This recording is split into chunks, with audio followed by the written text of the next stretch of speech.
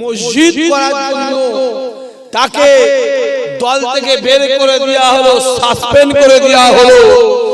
আমারও প্রশ্ন হচ্ছে, পশ্চিম বাংলার মুখ্যমন্ত্রী উনিও মন্দির অনেক করছে, তাহলে উনিও সম্প্রদায়িক, উনাকে দল থেকে বার করবে কে? যদি উনাকে দল থেকে বার না করে 2026 সালে পশ্চিম বাংলার জনগণ ওকে দেশ থেকে বার করে দেবে। কথা ঠিক বলছে, ভুল বলছি? যত আইন আমাদের জন্য, এই কথা ঠিক না? যত বড় কথা ঠিক না?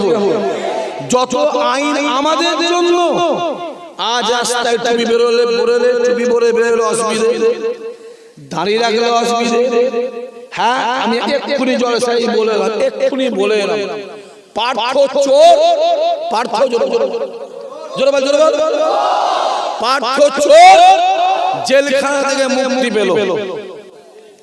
অনুব্রত গরু চোর, কয়লা চোর জেলখানা থেকে মুক্তি পেল।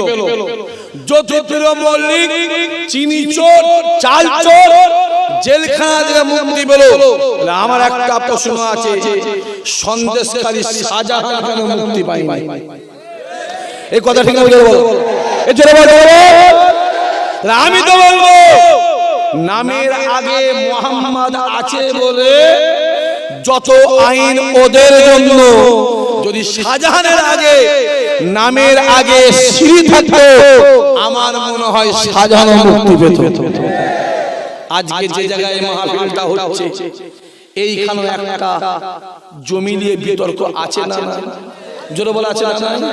আপনার এই এলাকার একজন মাননীয় স্মরণীয় হাজী সাহেব, আমাদের খুব কাছের মানুষ, আপনাদের খুব ঘরের মানুষ, সে একটু এই জমিটার উপর নজর দেওয়ার জন্য তাকে দল থেকে ডানা ছেটে ডানা কেটে দল থেকে, কথা বোঝা যাচ্ছে না?